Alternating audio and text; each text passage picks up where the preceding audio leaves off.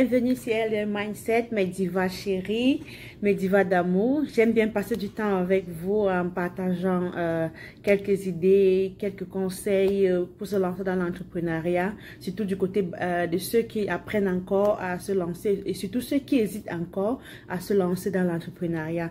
Surtout nous les jeunes qui, nos jeunes frères et sœurs qui ont à peine fini avec le baccalauréat, avec tous les examens, et ceux qui sont à l'université, parce que c'est vrai d'aller à l'université souvent parce qu'on n'a pas de l'argent pour se payer une bonne formation, mais aussi disons-nous des vérités. L'université souvent c'est bien beau, mais à la fin quand tu as tous tes diplômes, qu'est-ce que tu en fais?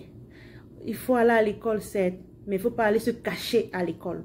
Aller à l'école, c'est bien, mais aller se cacher à l'école pour fuir les responsabilités, pour fuir les réalités, c'est autre chose. Donc, quand on finit avec les diplômes et tout, qu'est-ce qu'on fait? C'est pour ça, aujourd'hui, j'ai quelques idées de business qui vont aider les uns les autres pour avancer, pour pouvoir se lancer dans une activité. La première idée, c'est quoi? C'est le social media management. C'est quoi le social media management?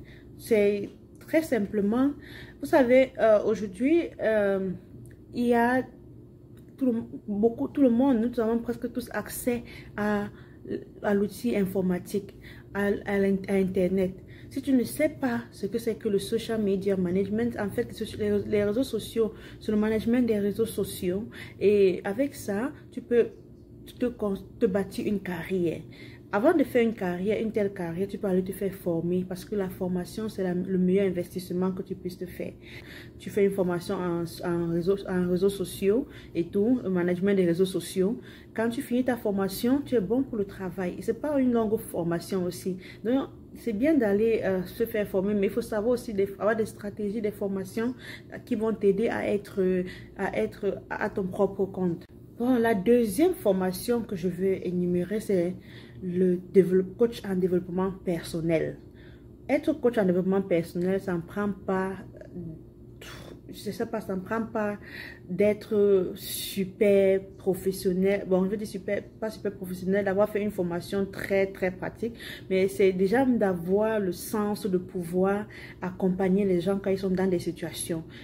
Quand tu sais que tu détectes ce talent en toi, si tu peux accompagner les gens, tu peux donc aller te faire former maintenant pour approfondir ce que tu connais déjà. La troisième idée de business que je vais évoquer, c'est la planification dans les événements.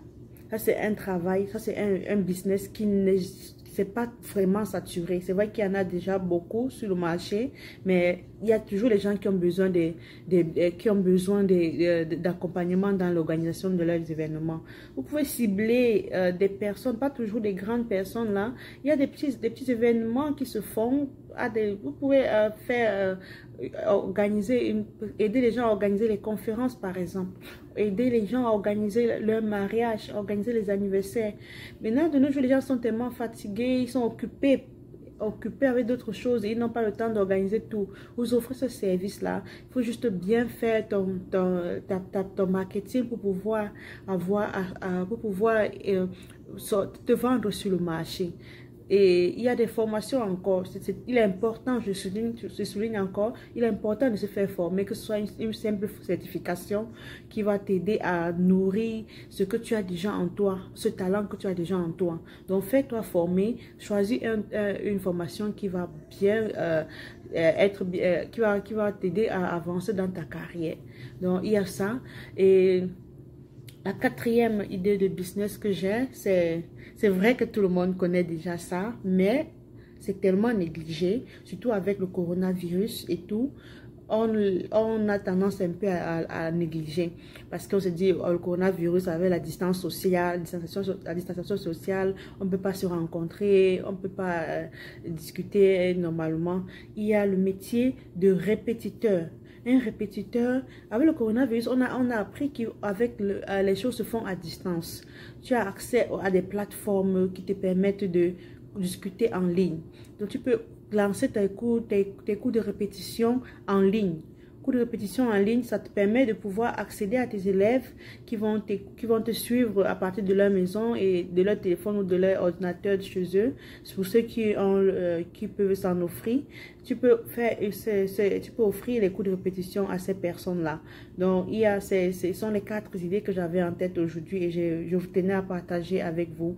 Donc, je vais résumer. Il y a le management en réseaux sociaux, il y a le coach en développement personnel, il y a le planificateur d'événements et il y a les répétiteurs.